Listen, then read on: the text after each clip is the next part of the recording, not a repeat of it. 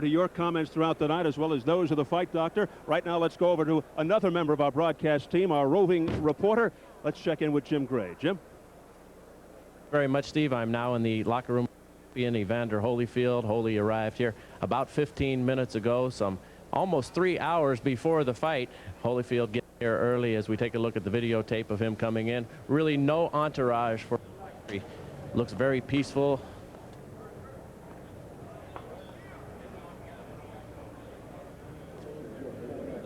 Doesn't feel as though he have to disprove anybody tonight, that he did that back in November. Feels that he's got a different mission now to prove that it wasn't divine intervention or a fluke, or that Mike Tyson was having a bad night. Said he's in the best shape of his life.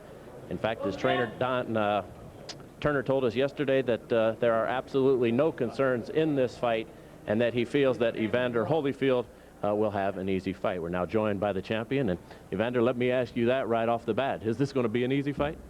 Well, I guess it could be. A victory is easy, right? So I look to go in there and give them all, and I know that I will win. Evander, we were just talking before we came on here, and I asked you, what do you think about on the day of a fight? Do you think and concentrate a lot about the fight, or do you try and just relax? Well, I already can fight. I have prepared for it.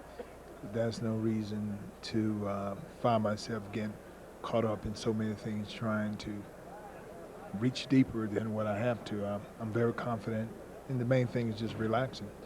The motivation of the last fight was very obvious, because it took you 6 years to get to Mike Tyson, and you were kind of chasing that rabbit, and the carrot was out there. Then you finally got it and you win. What's the motivation now? What would it be in this fight?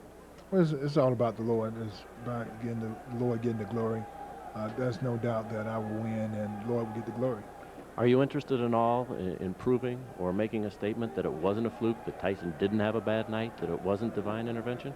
Well, there's no reason to prove it, but the fact that we are fighting, and it proved itself. I've done it once. I can do it again. The Lord is good all the time. Evander, you have said that if Mike Tyson changes his game plan, that it really doesn't matter, because you feel as though he will abandon it once he is hit. Will that be your strategy tonight, and do you believe that Richie Giacchetti or anybody cannot affect or alter what Mike Tyson is? Well, it's not so much of Mike Tyson, it's so much what I'm going to do. It really don't make a difference. I'm not over concerned what Mike going to do. I know he's going to come out and fight, and I have the better game plan, and led by the Holy Spirit once again. So, you know, that's a win. Evander, good to see you smiling. Thank you. We look forward to the fight in just a couple of hours. Evander Holyfield, they're playing a major tune right here in this locker room. It's called Nothing Is Too Difficult for Me. That's the theme song. He's proved it once before. Now let's go over to Bill Boggs. Thank you, Jim. That satellite dish is shooting my signal to you watching, and it's part of the monstrous media city that's been constructed behind the Grand Garden Arena in just the past couple of days. It's kind of a high-tech trailer park that's beaming fight coverage all over the world. How interested is the world in this bout? Well, I'll give you a small example. It's being broadcast in 3 different dialects of Chinese. But what has it been like for 1,000 media members to collide in this relatively small space? Well, I've been here since Monday watching. Take a look.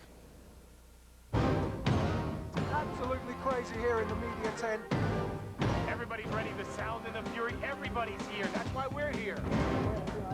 There are over 700 print journalists and over 500 TV and radio broadcasters on site.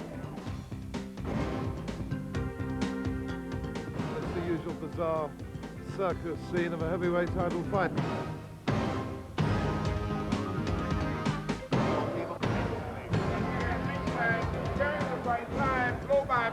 Did you make a mistake in the first fight? I lost the first fight. That's the biggest mistake there is.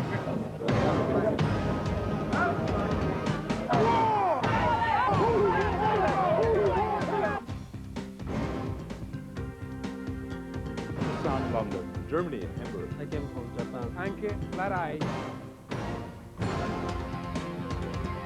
I don't want to make a circus act out of that. Oh, this is just crazy. We have been busy. The biggest fight coverage in the history of boxing, the richest purse in the history of sport, celebrities arriving every minute. I think I better get back inside. Back to you, Jim Hill. Okay, Bill, thank you very much, and get on back in here because this is really where it's at. Back now with Sugar Ray Leonard, and tonight's fight has a little something for everyone as we feature, in addition to the Holyfield-Tyson rematch, a pair of former champions in non-title bouts, an 8-round women's boxing special attraction, and